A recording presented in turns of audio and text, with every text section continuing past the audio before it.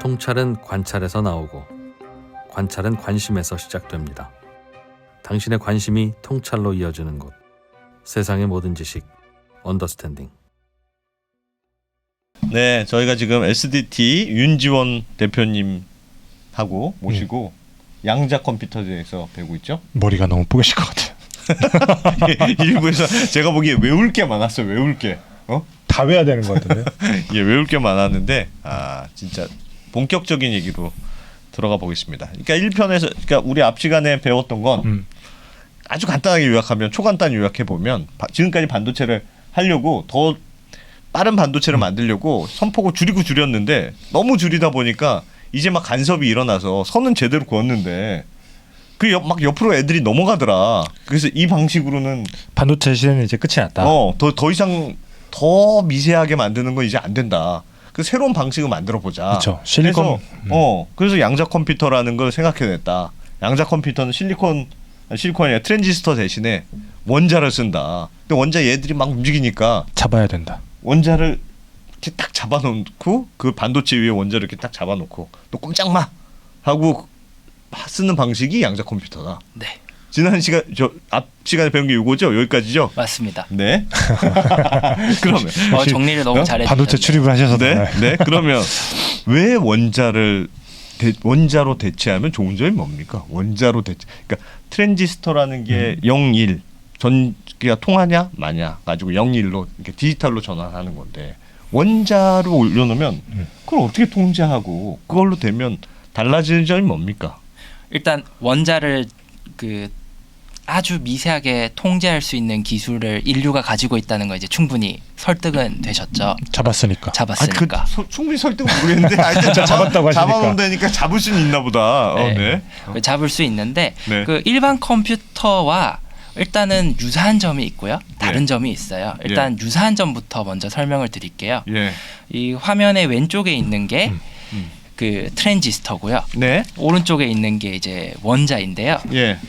일단 트랜지스터의 작동 방식은 그 안승찬 대표님께서 잘 설명해 주셨듯이 이제 저희가 전압이 높게 걸리면 1, 낮게 걸리면 0이라고 되는 거죠. 네. 그래서 이제 통하면 빛이 켜질 수도 있고 뭐 이럴 수 있는 거잖아요.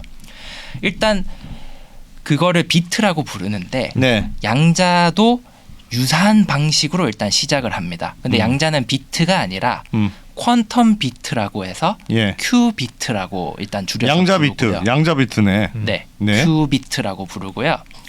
일단 반도체 트랜지스터와 마찬가지로 이 원자들도 0과 1의 상태를 만들어 줄 수 있습니다. 어떻게 하냐면 이제 원자에 굉장히 많은 전자들이 붙어 있을 수 있는데요. 근데 그 중에 하나의 전자를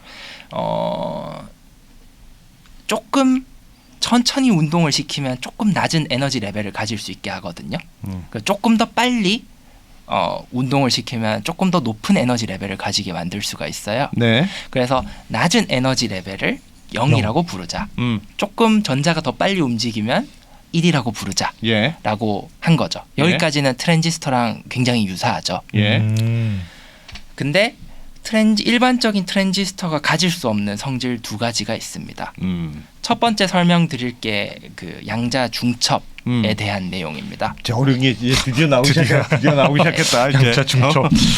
아마 양자 중첩이라는 거는 뭐 이중 슬릿 실험에서 들어보셨을 텐데. 들어봤어요. 이중 슬릿 실험을 아마 말씀드리면 양자 컴퓨터 원리랑 당장 머리로 연결짓기 힘들어서 제가 이제 원자를 가지고 설명을 드리려고 하고요. 일단 이게 워낙에 상식적이지 않다 보니까 이해하기 어려울 수 있지만은 있는 그대로 말씀을 드리자면은 일반 반도체는 그러니까 일반 트랜지스터는 0이면 0, 1이면 1의 상태를 가지잖아요. 그렇죠.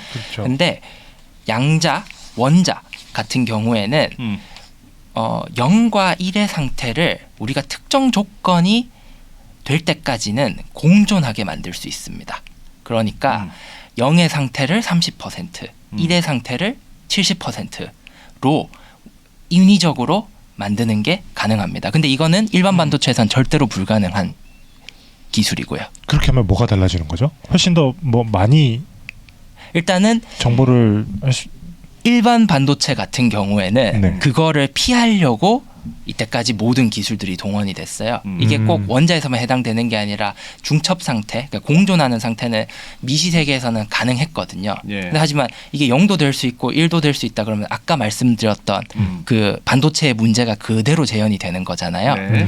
그러다 보니까 일반 반도체에서는 이걸 피했는데 양자 반도체 같은 경우에는 이게 공존이 가능한 두 가지 상태 혹은 뭐 n개 이상의 상태가 되다 보니까 거꾸로 생각을 해서 이 녀석들에게 동시에 공존하는 모든 상태에게 우리가 연산을 걸 수 있겠네라고 생각해서 병렬 연산을 할 수 있는 기초가 됩니다. 이게 잘 이해가 안 되는 건 제가 충분히 이해는 하는데 아니 일단 중첩이라는 것 때문에 네, 병렬 연산의 기초를 만들 아니 그런 수가 거잖아요. 혼란이 오고 있어요. 그런 거잖아요. 그러니까 이게 왜 중첩이 되는지는 잘 모르겠으나 어쨌든 중첩이 된다고 하면 이런 제가 생각하기에 이런 것 같아요. 예를 들면 어떤 제일 빠른 길을 찾아라. 100가지 예를 들면 100가지의 옵션이 있어요. 한 번은 이렇게 가고 뭐 90가지 100가지가 있을 거 아니에요. 그럼 기존 컴퓨터에서 100가지 중에 제일 빠른 길을 찾아봐. 그럼 100번을 다 왔다 갔다 해야 돼. 한 번 가고 두 번 가고 그래서 100번을 다 한 다음에 야 내가 다 다녀보니까 이 길이 제일 이 빠르더라. 길이 제일 빠른 거야. 그래서 정답을 주는데 이거는 이게 동시에 이건 선택을 하나 한 거잖아요. 그쵸. 1로 선택했느냐 2로 선택했느냐 하나 선택해야 되는 건데 아 하나씩 해야 되는데 이거는 100가지 한꺼번에 이게- 했다는 건가요? 그러니까 확률로 있는 거니까 동시에 이 확률과 이 확률과 이 확률을 동시에 계산해서 한 번에 샥 이 가정을 한 번에 계산했더니 이게 됐다. 맞습니다. 맞습니까? 굉장히 이게 멀티 유니버스 뭐 그런 거던데. 맞습니다. 굉장히 정확하게 설명하셨어요. 와. 중첩 때문에 그게 네. 가능합니다. 뭐 제가 진짜 그렇다는 놀랐어요. 거예요. 한번 와 선배 다시 보입니다. 멀티 유니버스라서 그렇다던데 그 정확하게 저도 잘 모르겠습니다. 근데 과학자한테 예. 중첩이라는 현상이 왜 발생하느냐라고 물어보면은 네. 왜를 대답을 할 수 있는 사람은 없습니다. 그냥 이런 현상을 만들려면 조건이 뭐다라는 건 저도 설명을 잘 할 수 있는데요. 예. 그냥 미시 세계에 이런 현상이 있는 거고 왜 그런지는 설명을 할 수는 없죠. 왜 두 개가 같이 있는지 왜 공존하는지는 모르지만 우리가 현미경으로 아주 작은 세계를 들여다 보니까 그렇게 돼 이게 있어. 그렇게 돼 있는 거죠. 아니 그러니까 그게 사실은 제일 이해하기 어려운 거죠. 무슨 고양이 있잖아요. 슈레딩거의 예, 고양이. 슈레딩거 고양이. 야 죽기도 하고 살아있기도 한다는 게 말이 돼? 이런 거잖아요. 현실 세계에서 있기도 하고 없기도 한 게 말이 됐느냐. 말이 안 되죠. 그래서 그게 사실 슈레딩거가 네. 본인이 사실은 이런 중첩이라는 현상들을 발견하는데 굉장히 공로를 한 사람임에도 불구하고 예. 이게 상식적이고 너무 이상하니까 하도 이상해서 만들어낸 그 교훈 같은 스토리가 슈레딩거의 고향인 거예요. 그렇죠. 그러니까 그런 거는 말이 안 된다는 거잖아요. 맞습니다. 말이 안 된다. 어떻게 있기도 하고 없기도 하고. 그러니까 원자가 있는데 0도 아니고 1도 아니고 0일 수도 있고 1일 수도 있어요. 얘는. 그럼 예를 들면 이런 건가요? 지금 막 생각났는데 예를 들면 뭐가 움직이기도 하고 우리가 애니메이션 같은 거 보면 멈춰 있잖아요. 원래는 그림이 네. 그림이 멈춰 있는 그림인데 막 기운이 빨리 하면은 움직이는 것처럼 보이잖아요. 그럼 이건 움직이는 거냐 멈춰 있는 거냐? 그런 거하고 비슷합니까? 원래는 멈춰 있다가 그건 아닙니다. 뭐 이렇게 아니랍니다. 그건 아닙니다, 선배. 죄송합니다. 그건 아니랍니다. 그거는 이 중첩이랑 어떻게 연관을 지을 수 있을지 제가 딱 떠오르진 않는데 네. 그런데 중첩이라는 그 자체가 예. 사실 이것도 A라는 상태가 될 수도 있고 B라는 상태가 될 수도 있는데 네. 나중에 우리가 확인할 때까지는 얘네들은 그냥 공존하는 상태로 되게 애매한 상태로 있다라고만 설명을 할 수 있을 것 같습니다. 일단 그러면 중첩을 할 수 있다. 중첩을 하게 되면 그러니까 뭐가 달라지냐는 거죠. 그냥 그걸 다시 설명해 주세요. 그럼 아 진짜 난관에 부딪힌 것 같아. 그러니까 중첩을 하게 됐을 때 일반 예전에 있던 실리콘 반도체랑 달라지는 하여튼 그런 거잖아요. 연산 능력 예를 들면 그런 거네. 텐데. 아이가 얘가 나중에 커서 대통령이 될 수도 있고 범죄자가 대통령이 범죄자 아무튼 되게 훌륭한 학자가 될 수도 있고 뭐 상인이 될 수도 있고 뭐가 될 수도 있지만 이게 어렸을 때는 다 가능성이 있잖아요. 얘는 다 가능성이 있어. 커서 어떻게 될지는 몰라. 근데 어떤 주어진 환경과 어떤 의사결정에 따라서 얘가 변호사가 될 수도 있고 뭐 학자가 될 수도 있고 뭐 장사꾼이 될 수도 있고 할 수 있다. 그런 가능성이 있는 게 원자다. 그런 가능성이 있는 게 원자입니다. 그건 맞죠. 그건 맞지. 그럼 가능성이 있네. 가능성이 있어. 어린아이 같은 거네 원자는. 가능성이 있는 상태죠. 가능성이 네. 있는 상태. 그러니까 이 얘는 나중에 미래에 뭐가 될 수도 있고 얘가 뭐가 될 수도 있고. 근데 원자가 크는 게 아니잖아요. 그래서 아이랑은 사실 관계는 없는데 비유를 잘 말씀 주셨고요. 그러니까 슈레딩거의 고양이 같은 경우에는 사실 현실에서 존재하기는 어렵고요. 예. 근데 상식적으로 잘 이해가 안 되더라도 원자나 전자의 세계에서는 아까 잘 말씀하셨는데 원자가 우리가 어떤 미로 같은 걸 만들어 놓고 이 녀석이 A라는 길을 따라가는 것도 네. 하나의 상태, B라는 길로도 따라가는 것도 하나의 상태. 뭐 또 많은 길들이 있겠죠. 근데 일반 컴퓨터라고 하면은 이걸 따라가는 것 자체를 이제 컴퓨터의 연산이라고 하면은 네. 이 연산을 한 번씩 하는 게 일반 반도체의 방식이라고 그렇죠. 하면은 네. 우리가 나중에 최종 결과를 이 양자 상태를 측정하기 전까지 이 양자가 사실은 이 모든 경우의 수를 다 한꺼번에 가지고 존재하고 있다 보니까 이게 마치 병렬 연산하는 것처럼 동시에 연산을 때리는 것 같은 효과를 만들어내는 그쵸, 거죠. 그쵸. 나 이해했어. 말씀드렸죠. 그거 맞네. 100개 길을 한꺼번에 간다니까. 그래, 그러니까 어린아이가 원래는 한 번만 결론이 나잖아요. 원래 나는 변호사가 됐어. 끝인데 얘가 변호사도 되고 의사도 되고 장사꾼도 되는 그 모든 가지수를 한꺼번에 가는 거네요. 이게 멀티 유니버스처럼. 맞습니다. 그게 가능하다. 그렇죠. 그러면 양자 하나가 있는 그 원자에 하나가 있는데 마치 수많은 가지수를 한꺼번에 계산하는 것과 같은 효과가 있다. 그렇습니다. 그게 근데 가능해? 근데 거기서 얽힘이 나옵니다. 아까 원자 하나가 가질 수 있는 상태는 저희가 예. 트랜지스터랑 이제 맞춰야 되다 보니까 0이나 1 둘 중에 하나밖에 없잖아요. 네. 근데 이 가지수를 저희가 무한하게 늘리려면은 거기서 쓰이는 방식이 얽힘이라는 방식입니다. 그래서 그걸 조금 설명을 드릴게요. 네. 이제 어려운 방식인데 네. 굉장히 많이 잘 따라오고 계셔가지고 여기까지 제가 좀 대충 따라간 것 자신감이 같아요. 예. 생겼습니다. 얽힘. 네. 얽힘. 원자 두 개가 있어요. 예. 원자 두 개가 있는데 네.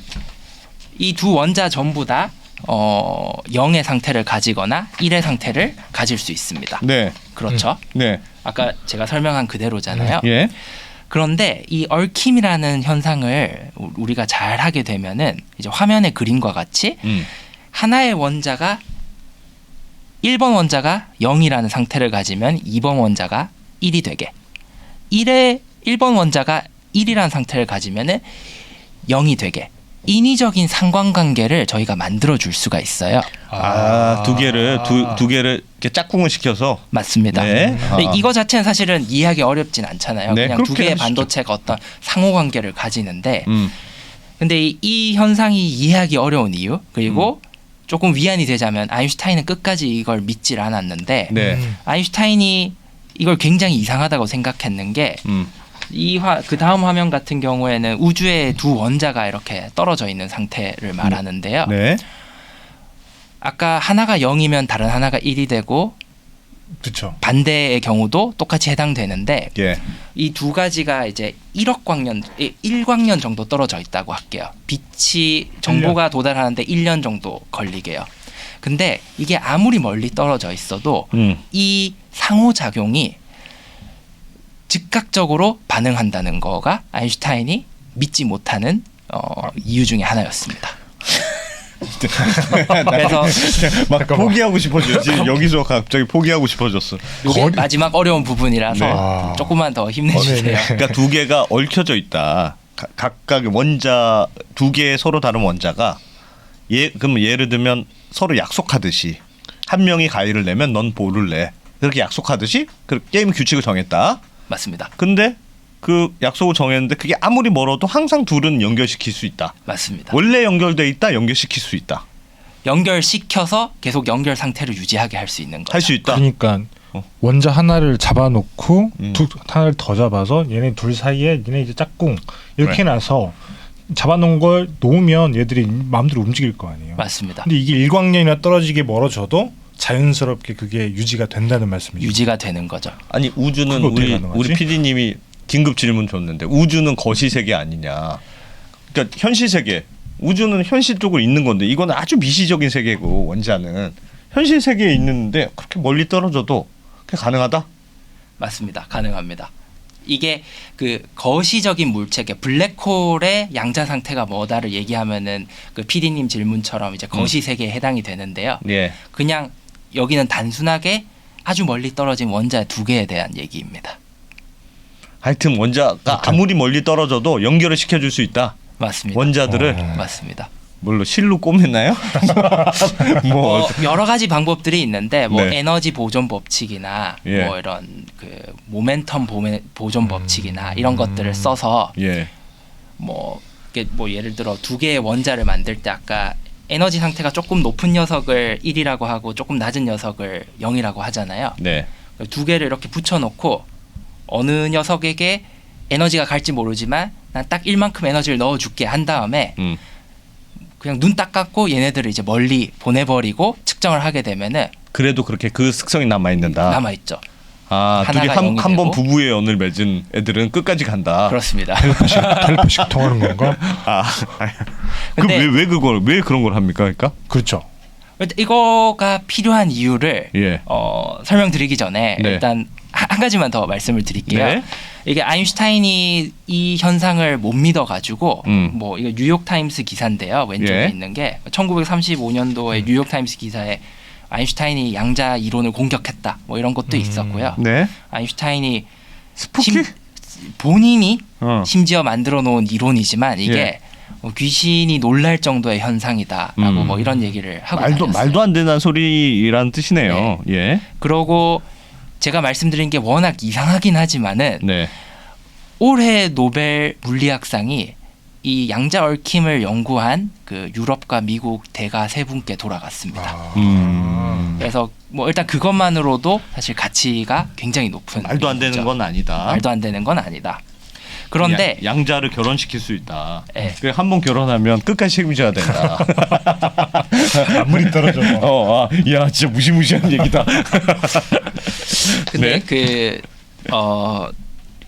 결혼이 좋은 예가 아닌 게 네. 원자가 두 개만 얽혀 있게 할 수 있으면 이제 결혼이 좋은 예인데요. 네. 이 양자 컴퓨터는 이게 뭐 10개든 100개든 원자를 네. 어머나. 결혼을 시키는 거라서 사실 이렇게 표현이 좀 안 맞을 수는 있습니다. 뭐 어머나. 경우에 따라서는 좋아할 수도 있습니다. 근데 네. 그 아까 이제 그 아이가 뭐 변호사도 될 수 있는 길을 가질 수도 있고 네. 뭐 의사가 될 수 있는 길을 가질 수도 있다고 했잖아요. 이게 예. 무궁무진하잖아요. 우리가 얽혀 있다라는 그 현상을 이용해 가지고 그 무궁무진한 그 가지수를 늘릴 수가 있어요. 그래서 조금 더 설명을 드리자면 원자는 저희가 인위적으로 0과 1 상태밖에 못 가지도록 만들어 놨어요. 네. 그렇죠. 예. 근데 원자 두 개를 얽혀 있으면은 네. 두 가지 경우의 수 곱하기 두 가지 경우의 네 수니까 가지. 총 네 가지 경우의 수를 가질 수 있습니다. 그렇겠네요. 네, 그걸 예. 수식으로 쓰면 이제 위에 있는 수식이고요. 예. 근데 이제 세 개의 원자라 그러면은 8가지. 8가지가 되죠. 아, 2의 3승이니까. 2의 3승이니까. 예. 그래서 이 식을 보시면은 이게 000이라고 적혀 있는 게 이 원자의 상태를 말하고요. 네. 아래쪽에 적혀 있는 1, 2, 3이라는 숫자가 원자의 번호를 얘기하고요. 예. 앞에 A, B, C라고 적혀 있는 이 개수가 그 각각의 상태가 가질 수 있는 확률을 얘기합니다. 네. 그러니까 다시 얘기하자면은 우리가 원자를 가지고 굉장히 복잡한 시스템을 시뮬레이션 하려면은 네. 굉장히 복잡한 경우의 수를 만들어내야 되는데 네. 이 경우의 수를 만들어내는 수단이 이렇게 여러 개의 원자들을 얽혀 있게 만드는 거죠. 아까 그 레고처럼 쌓는다는 게 그런 겁니까? 이런 의미도 있습니다. 아, 그러니까 하나씩만 하는 게 아니고 계산을 하나씩 하는 게 아니고 그걸 여러 개를 묶으면 첫 번째 네가 1이 됐을 때 너는 몇이 될 수 있고 너는 몇이 될 이걸 한꺼번에 다 할 수 있다. 맞습니다. 원자를 6개 묶어 놓으면 8가지를 한꺼번에 6개를 묶어 놓으면 2의 6승. 2의 6승이니까. 그게 육승. 그걸 한꺼번에 네. 연산한다는 얘기인 거죠. 그래서 이게 그러면 300개 정도 된다 그러면 300큐비트라고 얘기할 수 있잖아요. 예. 네. 반도체로 봤을 때 300비트는 사실 별거 아니죠. 그냥 너무 작아요. 왜냐면은 이 300비트가 가질 수 있는 경우의 수가 예. 사실은 2의 300승 정도 되니까 네. 어마어마하게 큰 숫자인데요. 예. 근데 사실 반도체는 한 번에 하나의 경우의 수밖에 못 가지거든요. 근데 원자들을 우리가 이렇게 얽혀 놓게 되면은 2의 300까지의 경우의 수를 동시에 가질 수 있게 됩니다. 아. 2의 300승이라고 하면 얼마나 큰 수인지 조금 이해를 돕기 위해서 말씀드리자면은 예. 10의 90승 정도 됩니다. 10하고 0이 90개가 더 있어요. 와. 이게 얼마나 큰 수냐면은 우주 전체에 있는 뭐 예. 안드로메다, 우리은하 다 합쳐서 예. 전체에 있는 원자의 개수보다 조금 더 많습니다. 이 숫자가. 이 숫자가 네. 그렇게 많은 경우의 수를 한꺼번에 할 수 있다고요? 시뮬레이션을 할 수가 있습니다. 원자를 300개를 얽히게 하는 것만으로요. 와. 300개? 300개를 얽히게 하는 것만으로? 네. 상상이 안 나는데. 야, 어마어마하긴 한 것 같다. 그래서 지금 조금 말씀드리면 아까 저희 그 지도 교수님께서 200개, 300개 원자를 포집하는 건 잘한다고 하셨잖아요. 예. 근데 아직 완벽하게 못하는 게 300개 전부 다를 얽히게 하는 거는 아직은 조금 한계가 있거든요. 붙이지를 아직 못했구나. 쌓는 것까지는 지금 할 수는 있는데 이걸 얽히게 하는 것까지는 아직은 조금은 한계를 가지고 있습니다. 그래서 어쨌든 그거를 이제 더 얽히고 더 중첩이 잘 되게 하는 게 지금 기술적 문제를 해결해 가고 있는 과정이죠. 하지만 이게 잘 된다고 하면은 우주 전체 원자가 가질 수 있는 이런 경우의 수를 저희는 이 조그만한 양자 컴퓨터 하나 가지고 재현을 할 수 있는 거죠. 대단한 거였구나. 야, 이게 알듯 말듯. 네, 약간 알 것 같기도 하고 모를 것 같기도 하고. 저도 그렇습니다, 사실. 와. 너무 어렵다. 이게 머릿속으로 약간 너무 상상 속에 있는 거라. 근데 그거 원자를 어떤 식으로 근데 그걸 합니까? 제어를 할 수 있습니까? 원자를? 제어를 할 수 있습니다. 예를 들면 전기를 주면 자극을 주면 얘가 0에 어쨌든 0하고 1 사이에 있는 거잖아요. 하나의 원자는. 네. 가끔 뭐 중간쯤에도 있는 거 특성이 있다는데 어느 쪽으로 갈까 왔다 갔다 할 수도 있는 건데. 그 엔지니어링을 가장 쉽게 설명을 해드리자면은 예. 원자가 하나가 있을 때 예. 아까 저희가 전자의 상태를 가지고 0과 1의 상태를 만든다고 했잖아요. 예. 저희가 굉장히 강한 레이저를 원자에 때려주면은 이 전자가 잠깐 나갔다가 들어오게 되는데 네. 그때 들어오게 되면은 0의 상태로 만들 수가 있습니다. 네. 일단 뭐 그런 게 가능해요. 예. 네온 사인의 원리가 약간 그런 거거든요. 예. 그 네온 가스에다가 우리가 강한 에너지를 주입하면은 이게 빛이 나갔다 들어왔다 계속하면서 빛을 발산하는 거잖아요. 네. 그러니까 그거랑 유사하게 원자를 그렇게 만들어 줄 수 있어요. 예. 근데 보통은 이 원자를 이제 0에서 1의 상태로 만들어 주려면은 저희가 에너지를 넣어 줘야 되잖아요. 예. 쉽게 얘기하면 전자레인지 있죠. 예. 전자레인지를 아주 정밀하게 만들어 가지고 전자레인지를 예를 들어 저희가 한 10밀리초 정도 키면은 예. 이게 1로 플립을 시킬 수 있어요. 그러면은 대충 계산해 봤을 때 10밀리초의 반인 한 5밀리초만 저희가 전자레인지로 에너지를 가해 주면은 0과 1이 공존하는 상태로 만들어 줄 수 있겠죠. 약간 그런 엔지니어링이 그런 방식으로 네. 1하고 0 사이로 왔다 갔다 하게 할 수 있고 중간 쪽 정도에 있게 할 수도 있다. 네. 에너지를 가해서 중첩을 만드는 원리는 그렇습니다. 뭐 할 수 있다니까 할 수 있는 것입니다. 알겠습니다. 그래서- 예. 네. 빨리 우리 하죠. 예. 네, 양자 컴퓨터는 이렇게 되어 있고요. 그래서 병렬 영산이 가능하다. 네, 맞습니다. 근데 그러면 이제 이렇게 어렵게 컴퓨터를 만들어 가지고 예. 양자 컴퓨터가 뭘 잘하는지에 대해서 설명을 드리면 좋을 네. 것 같아요. 뭘 할 수 있어요? 그 소인수분해 기억 나십니까? 소인수분해 나와 떡 떨어지는 그 소인수 잊어버렸습니다. 김상훈 기자 이렇게 수학을 못했구나. 수학을 못했어. 잊어버렸습니다. 양자 컴퓨터가 잘하는 가장 유명한 기능 중에 하나가 소인수분해. 소인수분해인데요. 135 그런 거잖아요. 맞습니다. 나하고 그걸로만 맞습니다. 딱 떨어지는 네. 거. 135, 13 뭐 이런 거잖아요. 그래서 화면에 보시는 3240이라는 숫자가 네.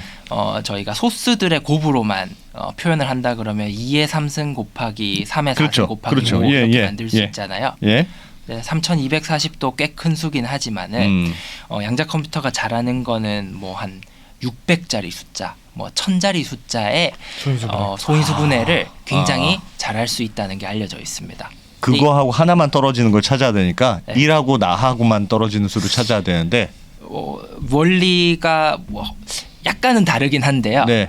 근데 어쨌든 양자 컴퓨터가 그걸 잘할 수 있는 거는 잘 알려져 있고요. 예. 이게 심각한 문제로 지금 사회에서 받아들여지는 이유 중에 하나가 예. 현대 암호가 소인수 분해가 어렵다라는 가정하에 만들어져 있기 때문입니다. 암호 해독을 잘하는 거예요, 그러면? 그렇죠. 그래서 우리가 2 곱하기 3 곱하기 뭐 5 곱하기 이렇게 해서 숫자 큰 수를 만들어내는 건 사실은 별로 어려운 일이 아니잖아요. 예. 곱하기를 하면 되니까. 네. 근데 우리가 갑자기 그냥 생판 처음 본 아주 큰 수를 던져주고 예. 얘가 뭘로 나눠지는지 찾아봐. 계속 찾아봐 하면 모든 수를 다 나눠봐야 되거든요. 그렇죠. 그러다 보니까 이게 굉장히 어려운 문제로 인식이 됐고요. 슈퍼컴퓨터로 하기 어려운 거. 근데 피터 쇼어라는 교수가 90년도에 이제 쇼어 알고리즘이라는 걸 발표를 했어요. 예. 쉽게 얘기하면은 중첩이나 얽힘이라는 거를 제가 예. 쭉 말씀드렸던 그 중첩이나 얽힘이라는 거를 연산에 적용하니까 굉장히 빠르게 되더라. 그래서 오른쪽에 보는 그 그림이 그걸 알고리즘화한 게 예. 이런 그림이고요. 예. 아 이건 표로 봐도 모르겠어요. 네, 이건 저도 사실은 제가 뭐 직접 다루지 않아서 잘 알기 어려운 영역 중에 하나인데 소인수 분해를 잘하더라. 소인수 분해를 잘합니다. 양자 컴퓨터를 했더니 암호 해독, 암호를 해독하는데 탁월한 능력이 그러니까 있더라. 예를 들면 숫자를 하나 주고 야 이게 뭐하고 소인수 분해로 뭐로 떨어지는지 네가 알면 그거 조합하면 이게 암호가 뭐야 이렇게 암호를 주는데 그럴 수 있습니다. 그 컴퓨터 계산하는 게 또 힘들게 만든 양자 컴퓨터는 금방 계산하더라. 맞습니다. 이게 원리를 조금 비유를 들어서 설명을 하자면은 예. 우리가 1이라는 숫자를 반도체에 할 때는 5볼트를 걸어주는 걸로 모사를 하고요. 예. 0이라는 숫자를 반도체에 모사를 하게 되면은 아무런 전압을 걸어주지 않는 걸로 모사를 네. 하는 거잖아요. 네. 그러니까 반도체는 사실은 0과 1이라는 의미를 가지고 있는 게 아니라 추후에 사람이 의미를 붙여서 이렇게 모사를 하는 거예요. 네. 그렇죠. 근데 양자도 아까 모사가 가능하죠. 큐비트도 동일하니까. 뭐 쏴주면 나간다면서요. 이렇게. 네, 그렇죠. 그러니까 우리가 아주 큰 수를 양자 비트에 우리가 모사를 하는 방식으로 이렇게 해 놓으면은 이거 자체가 마치 그 내추럴한 리듬을 가지는 것처럼 돼가지고 예. 우리가 이 원자들을 잘 관찰하는 것만으로 일정 주기 같은 것들을 발생하는 거를 찾아내서 이 주기가 사실은 이 큰 수를 나눌 수 있는 수와도 같은 의미라서 이제 소인수 분해가 잘할 수 있다라고 비유를 할 수 있습니다. 무슨 말인지 모르겠지만 야 오늘 김상훈 기자 진짜 잘못 들어왔구나. 이게 그래서 알겠습니다. 쉽게 말하자면은 이 원자들을 가지고 네. 숫자가 됐던 이런 함수가 됐던 자연계를 모사를 하고 예. 그리고 모사를 하고 난 이후에 이 원자들 우리가 잘 관찰하는 걸로 이 자연이 가지고 있는 자연적 시스템의 의미를 찾아내는 게 양자 컴퓨터가 작동하는 방식인 거죠. 어쨌든 뭐 하여튼 대단한 거란다. 병렬 계산을 빨리 한다는 게 계산 자체는 어마어마하게 더 빠르긴 할 것 같아요. 그래서 소인수 분해를 엄청 잘한다. 맞습니다. 굉장히 큰 수의 소인수 분해도 잘하더라. 맞습니다. 그러면 이게 암호에도 쓰인다. 양자 컴퓨터가. 암호를 해독하는데 쓸 수 있는데 네. 근데 제가 이 소인수 분해를 설명드렸던 거는 가장 유명한 알고리즘이라서 설명을 드린 건데요. 실제 양자를 연구하고 개발하는 커뮤니티에서 관심이 있는 거는 예. 그 리처드 파인만 교수의 이 어록에서 찾을 예. 수 있습니다. 네. 그 리처드 파인만 교수가 자연은 고전적이지 않다, 그냥 상식적이지 않기 때문에 네. 우리가 자연계를 제대로 모사를 하려면은 시뮬레이터를 양자역학적으로 만들어야 된다라는 말을 80년도에 하셨거든요. 예. 그러니까 이제 보안 산업을 뭐 깨트리는 것도 양자 컴퓨터가 할 수 있는 일이지만 사실은 자연계를 이해하는 자연계를 이해하는 게 훨씬 더 중요한 거죠. 이걸 이용하면 네. 우주에 우리가 얼마 전에도 우주가 암흑 물질과 암흑 에너지로 이루어져 있다. 네. 그건 이걸 암흑 못할 것 물질은 같아서. 당기고 암흑 에너지는 밀어내는 힘이다. 그래서 도대체 왜 있냐? 그건 모르겠다. 그게 있어야 설명이 된다. 뭐 그렇게 우리가 배웠단 말이에요. 네네네. 그런 것들도 양자 컴퓨터로 이론적으로 설명하는 시도를 해볼 수 있다. 계산해 볼 수 있는. 거시적인 거는 아직은 양자 컴퓨터가 유의미할진 모르지만 예. 요 다음 장을 보시면 양자 컴퓨터가 잘 풀 수 있는 대표적인 문제 두 가지 종류가 있습니다. 예. 첫 번째가 이제 제약 분야고요. 예. 사실 제약 분야라는 게 우리가 뭔가 제약을 하려고 하면은 단백질에 대한 이해가 필요하고 그쵸. 네. 단백질에 대해서 잘 이해를 하려면은 이 녀석들의 화학 반응이나 이런 분자의 모델링 우리가 잘 이해를 해야 되는 거잖아요. 네. 근데 그게 사실 생각해 보면은 미시 세계에서 이런 중첩이라던가 그 얽힘이라는 현상들이 일어내는 거를 슈퍼컴퓨터가 생으로 시뮬레이션을 하고 있는 거거든요. 일반 반도체들 가지고. 한번 다 왔다 갔다가 다시 왔다 갔다 일을 하는 거죠. 그런 거죠. 네. 엄청 바쁘게 왔다 갔다. 그렇죠. 근데 양자 컴퓨터로 우리가 이런 제약의 환경을 모사를 할 수 있다 그러면은 양자 소자 그 자체가 우리가 사실 궁금한 이런 미시세계의 현상들을 가지고 있기 때문에 네. 스펙으로 그걸 바로 적용을 하면은 컴퓨터가 훨씬 더 빠르게 잘 동작할 수 있겠구나 깨달은 거죠. 그래서 유사하게 뭐 다음 세대의 태양열 발전 그런 셀이라던가 뭐 리튬 이온 반도체 다음 세대가 뭔지 이런 것들을 연구하는 거에 자연스럽게 양자 컴퓨터가 지금 많이 연구가 되고 있습니다. 지금 컴퓨터로 할 수 없는 완전히 새로운 것까지 할 수 있다 이제. 맞습니다. 지금도 할 수는 있잖아요 슈퍼컴퓨터로. 할 수는 있죠. 하지만 돈이 생으로 어마어마하게 드는 계산을 거지. 많이 해야 되는 거죠. 이 미시세계의 현상을 억지로 수학적 모델링으로 만들어야 되니까. 애가 힘들거든요. 그러니까 열심히 달려야 되니까. 커야 되고. 열심히 달려야 되니까 너무 애들가 힘들더라. 알겠습니다. 양자 컴퓨터가 잘 풀 수 있을지 모르는 문제들은 네. 이제 최적화 문제, 인공지능 문제라는 게 또 있고요. 예. 최적화 문제는 그 금융의 문제라고 보시면 돼요. 우리가 어떤 함수를 모사를 할 때 이 함수의 가장 최저점이 어딘지, 최고점이 어딘지가 궁금하잖아요. 예. 우리가 금융 시뮬레이션을 할 때도 이런 거 네, 사용하니까요. 네, 양자 컴퓨터라는 게 함수를 모사하는 것도 굉장히 잘 되어 있어가지고 이제 그런 그 함수의 뭐 최저점이나 최고점이 일반적으로 계산하기 힘들 때도 양자 컴퓨터가 잘 쓸 수 있다라고 알려져 있고요. 또 인공지능 같은 경우에도 행렬을 모사하는 게 예. 양자 컴퓨터 잘할 수 있는 일 중에 하나라 가지고 예. 인공지능에도 도움이 된다라고 보고 있습니다. 그 대표님. 네. 양자 컴퓨터가 아직 나오긴 나왔는데 뭐 예를 들면 예전에 무슨 구글에서도 양자 컴퓨터를 우리가 도입했다고 했는데 사실은 제대로 된 양자 컴퓨터는 없다. 그런 지적도 있던데 그거 맞습니까? 실제 맞습니다. 아까 제가 말씀드린 것처럼 얽힘.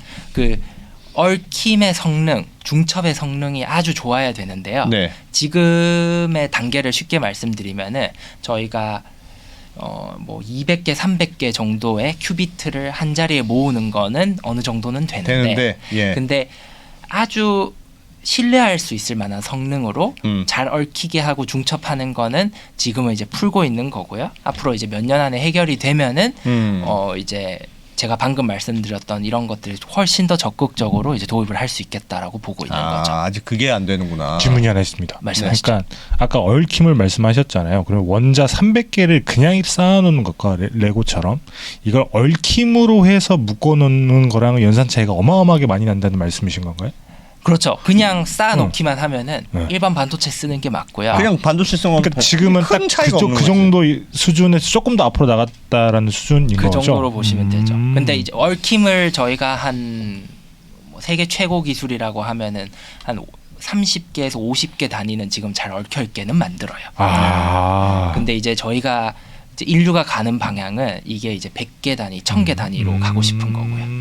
약간 그거랑 비슷한가요? 이게 얽힌다는 게 예를 들면 IQ 100인 사람이 5명이 있는 것하고 IQ 500인 사람 500인 사람이 한 명 있는 거하고의 차이라고 그것도 되게 좋은 비유인 것 같습니다. 네. 얼마나 계산이 빠르겠어요. 머리가 막 이렇게 돌아갈 거야. 한 명 시키려면 아유, 답답한 놈들아. 비슷합니다. 비슷합니까? 네. 아. 그래서 어쨌든 양자 컴퓨터가 이제 풀려고 하는 게 있는데요. 네. 그 이제 풀려고 하는 이 문제들 설명을 드렸잖아요. 그러다 보니까 제가 이제 말씀을 쭉 드리면서 이제 내용이 녹아 있는데 양자 컴퓨터는 결코 이제 화면에 보시는 이런 맥 프로 같이 이런 1,000만 원짜리 컴퓨터를 대체하려고 하는 게 아니에요. 사무용이 아니고 예. 뭐 넷플릭스 보는 용도로 양자 컴퓨터를 쓰는 게 아니라 알겠습니다. 슈퍼컴퓨터를 대체하기 위해서 쓰는 거죠. 그럼 AI 개발 이런 것도 그렇죠. 뭐 AI 좋아집니까? 개발, 신약 개발, 뭐 재료 분석 이런 것들이 되는 그런 거죠. 도조 이런 아이들 말씀하시는 네. 거 아닌가요? 지금 현존하는 가장 빠른 게 일본에 있는 후카쿠라는 건데 네. 1조 원 정도 한다고 하더라고요. 근데 제가 한번 질문을 드리기에 예? 제가 여기 이미 써놔 버렸는데 네. 양자 컴퓨터는 대략 가격이 대당 한 20억 원 정도밖에 안 합니다. 일반 20억 원. 컴퓨터로 치면은 네. 어마어마하게 비싼 가격인데 네. 뭐 슈퍼컴퓨터도 비쌀 것 같은데. 슈퍼컴퓨터는 한 조 단위거든요. 만드는데. 그러니까 이게 1000억, 이게 1조씩. 저 앞에서 얘기한 후카쿠라고 하는 애랑 성능이 비슷한 수준의 양자 컴퓨터가 20억이란 말씀이신 건가요? 아직 그런 건 나오지는 않았지만 네. 나오지는 않았지만 네. 뭐 그 성능이 비슷하다고 하더라도 네. 뭐 한 100억 정도면은 굉장히 좋은 성능의 양자 컴퓨터를 만들 수 있는 거죠. 그래서 이제 슈퍼컴퓨터를 이제 보급을 하려고 하는 게 예. 슈퍼컴퓨터의 기능을 양자 컴퓨터로 대신해서 이제 보급을 할 수 있다라는 게 지금 양자 컴퓨터를 개발하고 있는 뭐 사람들, 기관들의 기본적인 생각입니다. 알겠습니다. 대표님 오늘 시간이 지금 많이 막 넘어가고 있는데 얼추 다 배운 겁니까? 아니면 할 게 더 있습니까? 할 게 더 있죠. 한 5분 정도면 5분 10분 정도면 끝날 것 그래요? 같습니다. 네. 제가 준비 자료를 뭐 네, 무한하게 네. 준비한 건 아니라 가지고. 예. 네. 그래서 일단 지금부터는 그냥 이제 산업에 대한 것들 네, 이제 네. 제가 겉핥기를 한번 시켜드릴 거예요. 네. 뭐 전 세계 뭐 저희 회사 포함해서 한 270개 정도 이런 스타트업들이 있고요. 예. 그래서 뭐 일부는 양자 컴퓨터를 만들기도 하고 일부는 이제 양자 알고리즘을 만들기도 하고 또뭐 컨설팅을 해주는 회사들도 있습니다. 네. 그리고 뭐 아이언큐나 이런 싸이 퀀텀 같은 데들이 지금 미국에서 가장 좀 유명하고 강력한 회사 중에 하나고요. 예. 근데 지금 이런 스타트업들이 생기는 구도를 보시면은 뭐 이제 큐에라라는 게 제 지도 교수님들이 이제 설립한 회사고요. 예. 뭐 파스칼은 이제 프랑스 대표적인 회사, 옥스포드는 영국의 대표적인 회사인데 뭐 지금 국가별로 이제 본격적으로 이제 경쟁 구도가 만들어지고 있고 양자 컴퓨터 자체의 성공 여부와는 관계없이 사실 제가 말씀드렸던 이런 어마어마한 첨단 기술이 들어가잖아요. 네. 그거 자체로 확보하는 게 지금 국가에서는 굉장히 중요한 아젠다라 가지고 아마 지금 이런 기술 포함해서 컴퓨터가 국경을 넘지 못할 거다라는 전망들을 많이 하고 계신 추세입니다. 반도체 기술이 그렇죠. 지켜지는 것처럼 양자 컴퓨터도 똑같은 거죠. 이것도 미국이 가장 앞서 있습니까? 미국이 가장 앞서 있습니다. 맞습니다. 네.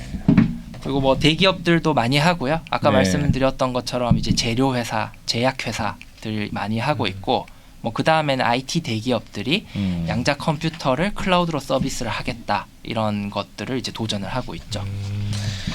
국내에는 대표적인 기관이 일단 세 군데가 있고요. 예. 한국표준과학연구원의 그 서준호 박사님께서는 이제 초전도체라는 기술을 기반으로 하고 계시고 이게 구글과 유사한 방식이고요. 네. 제 전 직장이었던 한국과학기술연구원은 이제 다이아몬드에 인공적으로 이제 원자를 생성을 해서 네. 하는 방식으로 뭐 센서도 만들고 컴퓨터도 만들고 있습니다. 알겠습니다. 네. 그래서 뭐 다음 연구기관들 보시면 우리나라 한 15군데 정도 하고 있는데 예. 지금 계속 늘어나고 투자도 많아지는 추세입니다. 한 연간 한 2천억 원 정도의 비용이 투입이 되고 있습니다. 알겠습니다. 마지막은 저희 회사가 이쪽 생태계에서 하는 일에 대한 설명인데 네. 뭐 잠깐 말씀드려도 네, 될까요? 네. 네, 그래서 이제 저희 회사 같은 경우에는 양자 컴퓨터를 직접 개발을 하고 있지는 않습니다. 대신 양자 컴퓨터에 들어가는 초고속, 초정밀의 이런 계측 장비, 네. 제어 장비들을 지금 뭐 만들어서 공급을 하고 있고요. 양자 컴퓨터 시장이 빨리 크고 있지만 연구기관이나 이런 회사들이 양자 네. 컴퓨터 개발에 많이 뛰어들면서 그 이런 장비가 필요한 시장도 굉장히 빠르게 크고 있어서 저희가 그쪽을 이제 주로 포커스를 하고 있고요. 예. 제가 10년 동안 주로 연구했던 분야도 여기에 들어가는 하드웨어, 소프트웨어였고요.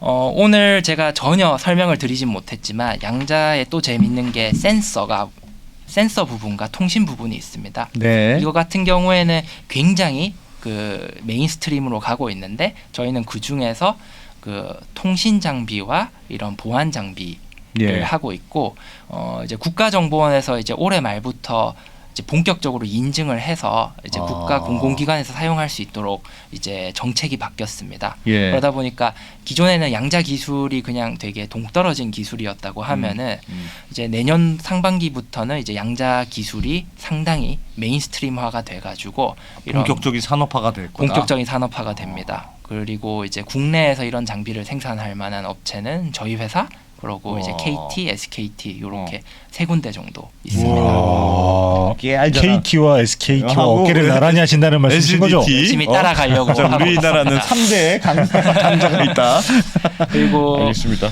마지막으로 저희가 지금 이 사업에도 참여를 하고 있고요. 예. 한국이 50큐비트 양자 컴퓨터 만든다라고 이제 과기부에서 선언을 해서 예. 하고 있는데 저희는 그 양자 컴퓨터를 양자 클라우드로 전환시켜주는 그 개발을 담당을 하고 있습니다. 아, 저희는 이제 가지고 있는 지금 사업적 기획은 이제 슈퍼컴퓨터도 사실 유용하고 양자 컴퓨터도 유용하니까 네. 이런 것들을 이제 다 통합을 해서 하이 퍼포먼스 컴퓨팅 클라우드 서비스를 제공을 일단 하려고 하고 있고요. 네.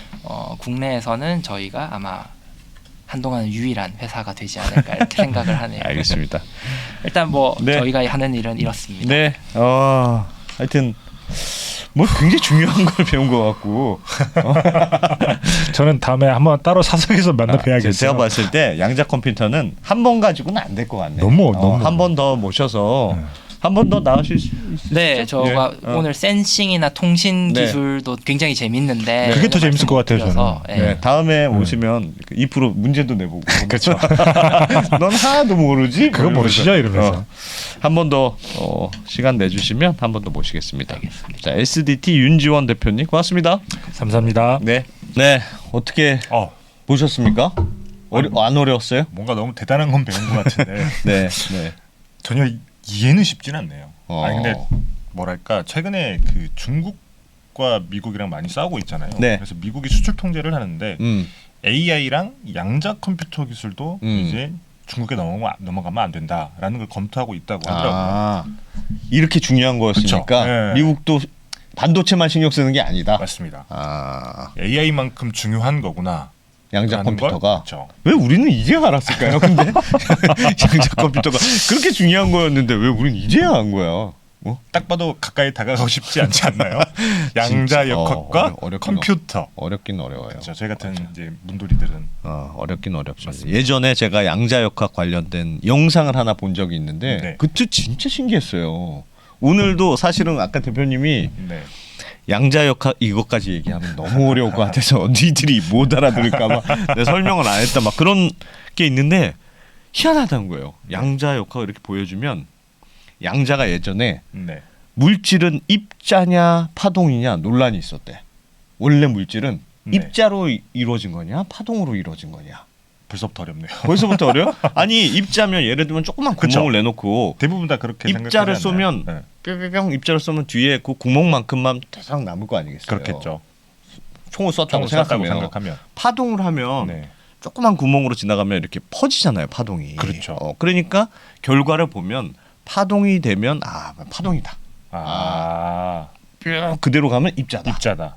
그렇게 해서 실험을 했다는 거예요. 네, 네. 근데 되게 희한한 게 파동으로 나왔어. 파동으로 나왔어요. 그러면 파동이구나 생각했는데 그럼 어떻게 파동이 이루어지는지 궁금할 거 아니겠어요. 그렇죠.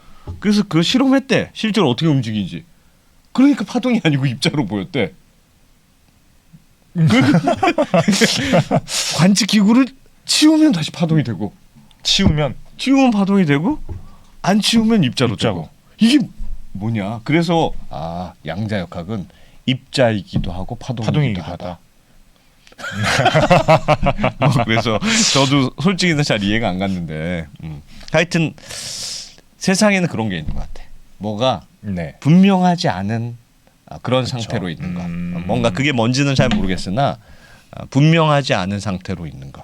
분명하지 않은 상태로 있는. 언더스탠딩도 앞으로 우리가 네. 한 1000만 구독자가 될 수 있을지 그런 상태로 될 수도 있고 아니면 그냥 이러다가 망할 수도 있고 어떻게 될지는 아무도 모른다. 그렇죠. 그게 양자역학의 논리 아닐까? 뭐 그런 생각을 한번 해봤습니다. 하여튼 여러분들도 아주 재밌게 조금 어렵긴 했는데 저희도 뭐 대충 아는 느낌은 그렇죠. 이런 거구나 이런 느낌은 들었으니까 우리 대표님은 다시 한번 모셔가지고 양자역학 2탄으로 한번 모셔보겠습니다. 자, 언더스탠딩 여기까지 하고요. 다음에 더 재밌는 걸로 가져오겠습니다. 고맙습니다. 저희 3프로TV가 우리나라에서 가장 많은 데이터를 분석하는 송기령 부사장과 함께 미래대학 강의를 선보인 지가 벌써 1년이 지났습니다. 대기업의 임원진들과 기관의 큰 프로젝트로만 제공되던 깊이 있는 통찰을 최초로 온라인을 통해서 공개했었는데요. 여러분들이 보내주신 다양한 피드백을 바탕으로 한층 더 업그레이드해서 다시 돌아왔습니다. 3프로TV 미래대학 확장판. 현상은 벌어진 거고 함의는 그 안에 들어있는 이유란 말이죠. 예측 그러셨는데요. 예측이 아니라 이해입니다. 그렇게 가게 돼 있어요. 누구보다 먼저 사회 변화를 포착하고 자신만의 전략을 수립하시는 귀한 시간이 되실 겁니다. 11월 7일까지 구매하시는 모든 분들께는 송기령 부사장과 함께하는 토크 콘서트 참석의 기회를 드리겠습니다. 영상 하단의 링크를 클릭하시거나 네이버에서 3프로TV를 검색해 주세요.